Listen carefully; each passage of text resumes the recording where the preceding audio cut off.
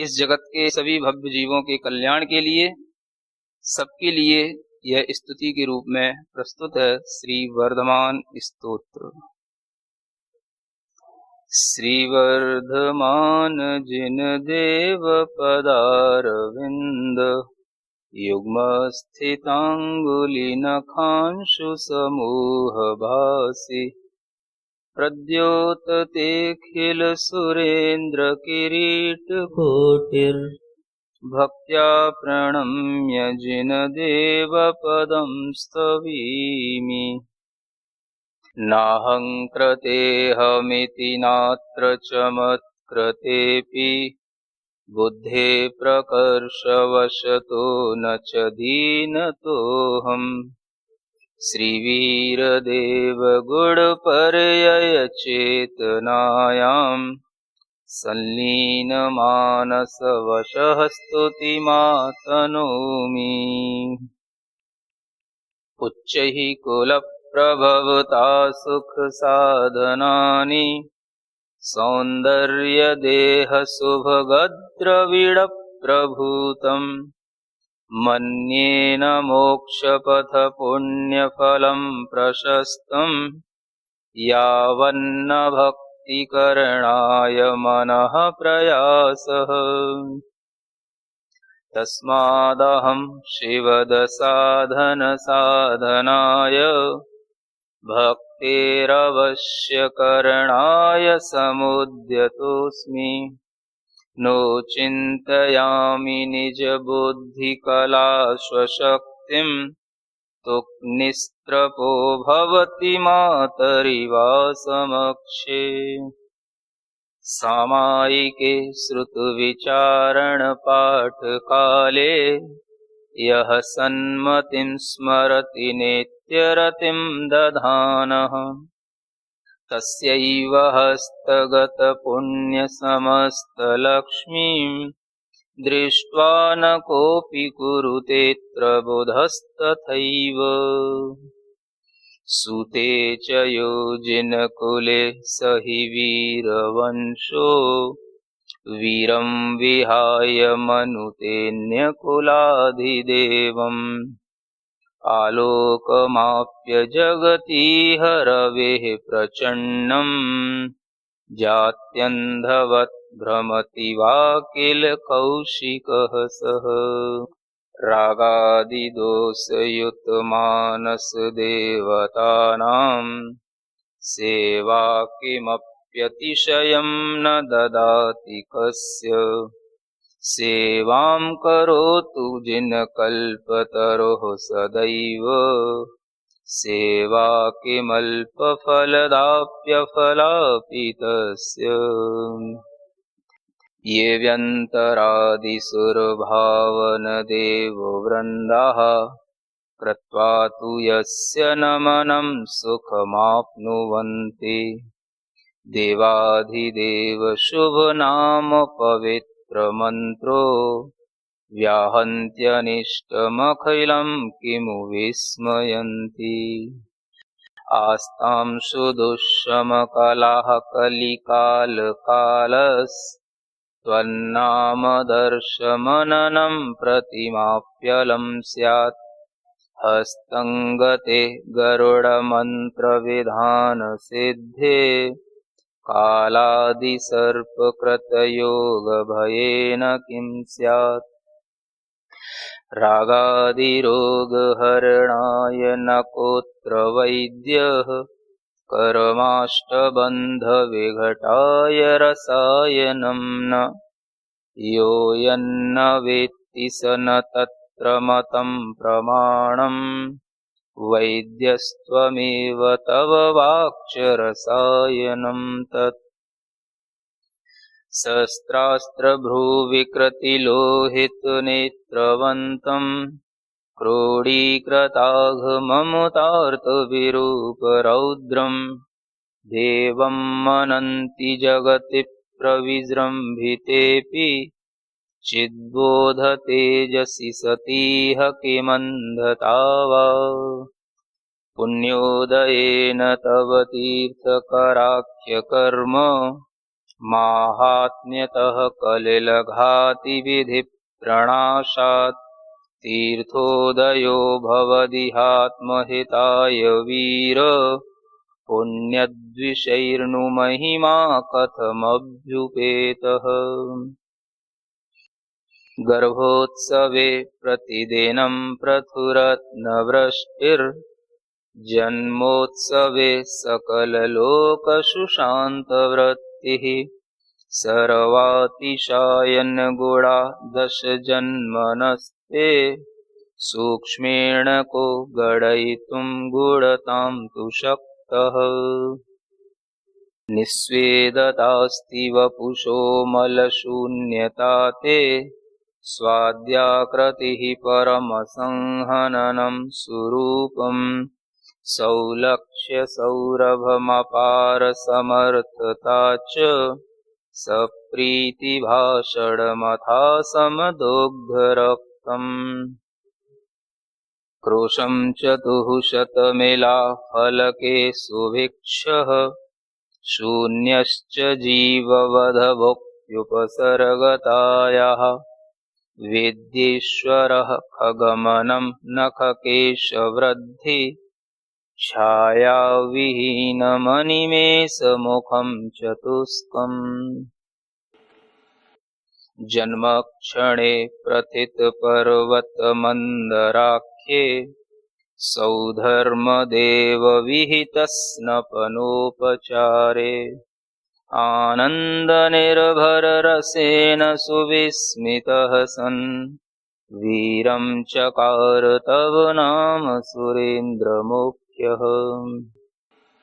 क्रीडाक्षणे सुरतुकैः सह शैशवेऽपि आयात एव भुवि सङ्गमनामदेवः नागस्य रूपमवधार्य भयाय रौद्रं निर्भीरभूर्महति वीर इति प्रसिद्धिः।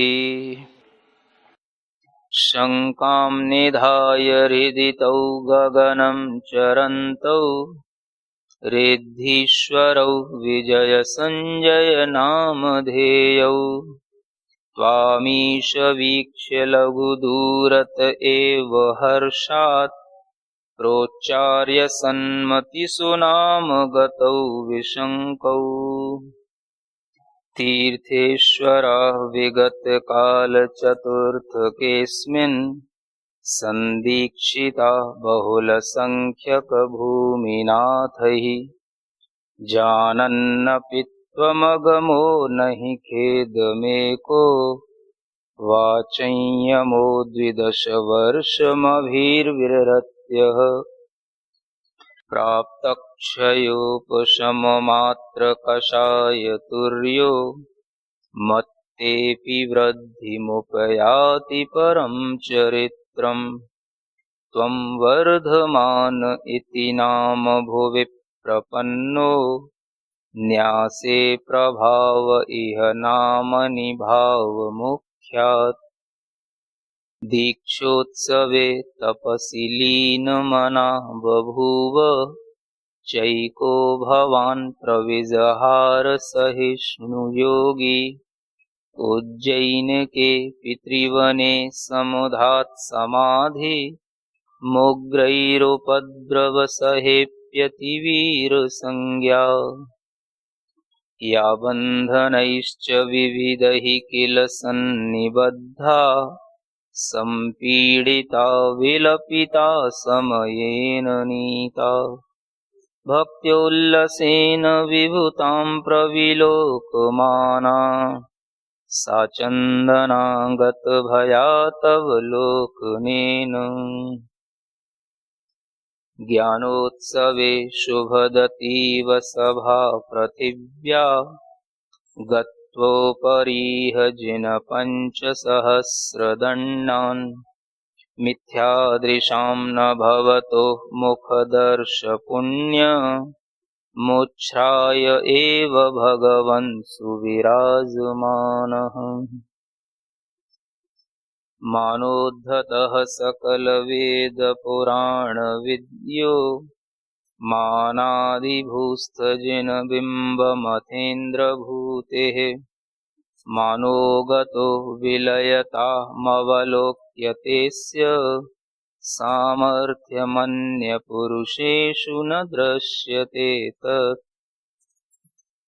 साक्षाद्विलोक्य सचराचरविश्वमन्तः कैवल्यबोधवदनन्तसुखस्य भोक्ता यैर्मन्यते जिन सदा परमात्मरूप मेत्थं कथं वद भवेयुरिहार्तयुक्तः। अभ्यन्तरे बहिरपीश विभासमानो विश्वं तिरस्कृतमहोऽत्र चिदर्चिषैतत्।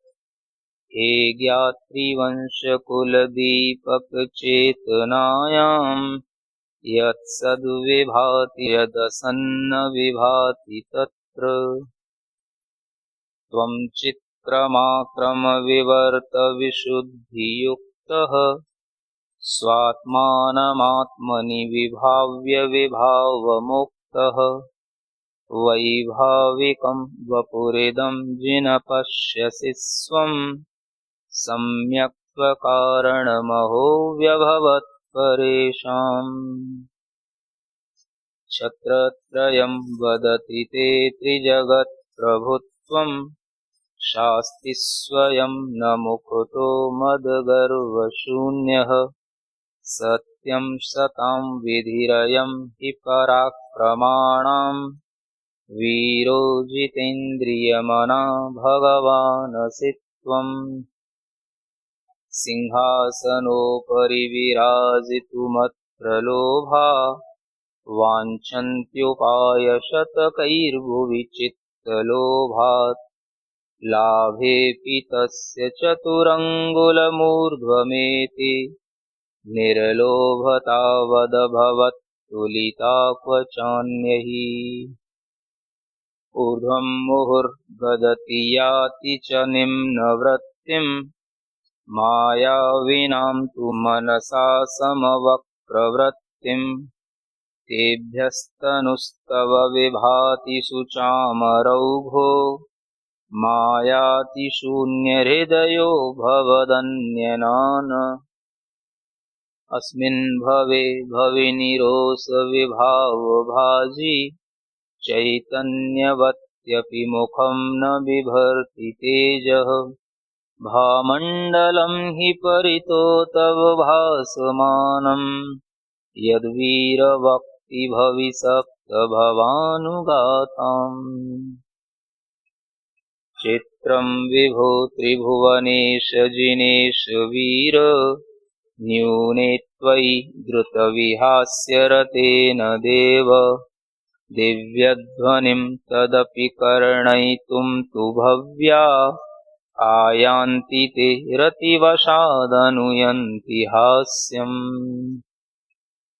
सामीप्यतोऽप्यरतिशोकमतिं विहाय वैडूर्यपत्रहरिताभमणिप्रशाखः। सम्प्राप्य नाम लभते विटपोऽप्यशोकः। शोभां नरोऽपि यदि किं तव भक्तितोतः। यान्ति क्व भो भविजना भवभीतभस्यात् कुर्वन्ति किं निजहतिं च जुगुप्सया वा। सम्प्राप्नुवन्त्वभयतामभयप्रसिद्ध पादद्वयं वदति वादितदुन्दुभिस्ते। पुष्पाणि सन्ति सकलानि नपुंसकानि हर्षन्ति तानि वनिता नरसंगयोगात्। कामस्त्रिवेदसहितः पततीह कामं देवेन्द्रपुष्पपतनाच्छलितो मन्ये। तीर्थङ्करप्रकृतिपुण्यवशेन भूमिर्द्रष्टातिकान्तमणिकाभरणैककान्ता। स्वच्छा च भावनसुरैर्विहितोपकारा धान्यादिपुष्पविभवैर्हसतीव नारी। वायुः प्रभो पथविहारदिशानुसारी। वायुः सुगन्धघनमिश्रितसौख्यकारी। वायुः सुगन्धजलवर्षणचित्तहारी। वायुः सुरस्त्रिदशराजनिदेशधारी। न्यासो हि यत्र चरणस्य विनिर्मितानि। पद्मानि सौरभमयानि सुवर्णकानि। देवैर्नभांसि विहृतौ कुसुमार्पितानि। ध्यानान्मनांसि यदि मेऽपि किमद्भुतानि।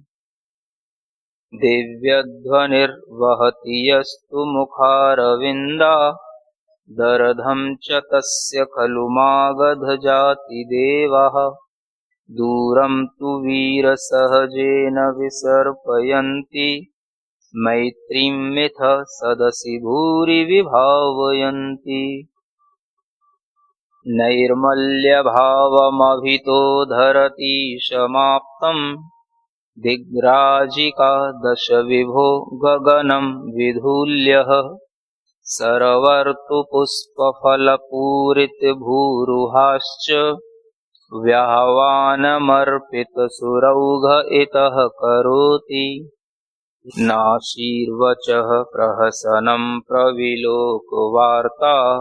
तीर्थप्रवर्तनपरो जगतोऽधिनाथः। पश्यन्तु तस्य ककुभन्तरभासमानं। तेजोऽधिकाग्रगमनं क्रतुधर्मचक्रम्। चित्तं मदीयमिह लीनमुत त्वयि स्यात्। त्वद्रूपभामयि मनः परमाणुदेशे। जानामि नो किमिति संघटते समेति। किं वाम्रबीजगणनेन रसं बुभुक्षुः। भक्तिश्च सा स्मररुषाग्निघनौघवर्षा। मुक्तिश्च सास्तवनतः स्वयमेति हर्षात्। शक्तिश्च तृप्यतितरां गुणपूर्णतायां। ज्ञप्तिश्च विन्दति भृशं तव चेतनाभाम्। धृत्योऽपि भूपतिमरं तु सदाश्रयामि। प्रोत्थाय मस्तकमतीव मदेन याति। त्रैलोक्यनाथ पदपङ्कजभक्तिभक्तो। निश्चिन्तितां यदि दधाति तु विस्मयः किम्। सत्यं त्वया सुविहितात्र मुनेरहिंसा। बाह्यान्तरङ्गयममाप्य समाचरत्ताम्। अन्तः प्रभाव इति केवलबोधसूतिर्। यज्ञार्थहिंसननिवृत्तिबहिर्विभूतिः। ज्ञानस्य वा सुखगुणस्य च कस्यचिच्च। पर्यायमात्रकलिकामहमाप्तु कामः। अन्तस्त्वयि स्वगुणपर्ययभासमाने। यस्मादृशः कथमहो नु भवेत् स तृष्णः। अत्यन्तपूतचरणं तव सर्ववन्द्यं। चित्ते निधाय यदहं स्वमुखं विपश्यन्। उल्लासयामि मुखदर्पणदर्शनात्ते। सीदामि साम्यविकलात् स्वमुखेति वीर। सद्द्रव्यसंयमपथे प्रथमं प्रयुज्य। स्वं भावसंयमनिधौ तदनुव्यधायि। नोल्लङ्घयन् क्रमविधिं क्रमविद्विधिज्ञो। मार्तण्डवच्चरति वै महतां स्वभावः। सापेक्षतोऽपि निरपेक्षगतोऽसि नूनं। बद्धोऽपि मुक्त इव मुक्तिरतोऽसि बद्धः। एकोऽप्यनन्त इति भासि न ते विरोधः स्वात्मानुशासनयुते जिनशासनेऽपि दृष्टोऽपि नो श्रुतिगतो न कदापि पूर्वम् स्पृष्टो मया न महिमानमहं न वेद्मि देवेश भक्तिरसनिर्भरमानसेऽस्मिन् प्रत्यक्षतोऽप्यधिकरागमतिः परोक्षे अद्यापि ते प्रवचनाम्बुमनः पिपासा पीत्वापि त्रस्यति विलोक्य पुनर्दिद्रक्षा एतन्मनोरथयुगस्य यदा हि पूर्तिः साक्षाद्भवेन्मम विमुक्तिकथा तदालम्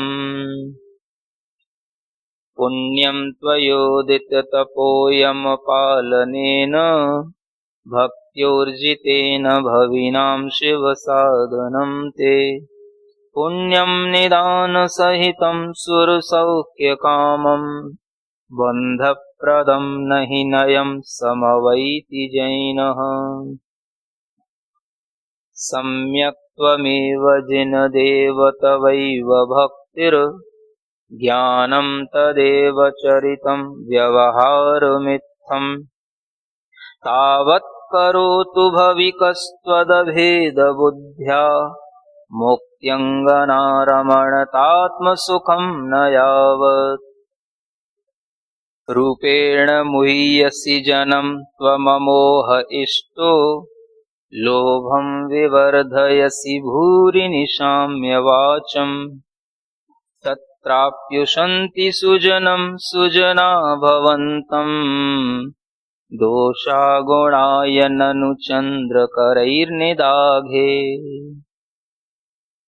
तुभ्यं ददामि कथयन् प्रददाति कश्चिन् मौनेन दित्सति भवानतिगुप्तरूपात् सार्वायवारविरिहैव निरीह बन्धुर्भव्याय तेन भुवने परमोऽसि दाता दित्सा प्रभो त्वयि यदि प्रविदातुमस्ति दातव्य एव मम वै मनसि स्थितार्थः दाता समो न तव मत्समयाचको न काङ्क्षाम्यहं किमपि नो भवतो भवन्तम् एवं चतुर्दशतिथावपहृत्य योगान् ध्यानात् तुरीयशुभशुक्लवशात् प्रमुक्तः पावापुरप्रमदपद्मसरोवरस्थो निर्वाणमाप्य भुवनस्य शिरः प्रतस्थे नष्टाष्टकर्मरिपुबाधकृते नमोऽस्तु स्वर्गापवर्गसुखदायकते नमोऽस्तु विश्वैककीर्तिगुणनायकते नमोऽस्तु विघ्नान्तराय विधिवारकते नमोऽस्तु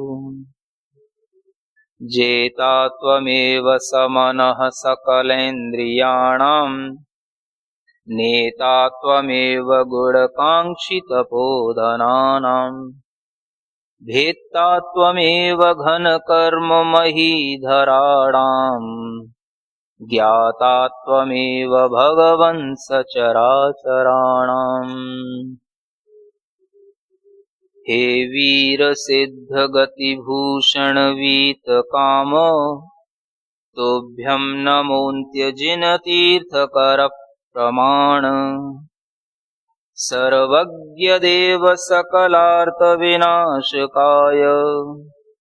तुभ्यं नमो नतमुनीन्द्रगणेशिताय ते तीर्थपुण्यजलमञ्जनशुद्धभूता भव्या पुरा समभवन् कलिपापपूतः नानानयोपनय सप्तविभङ्गभङ्गे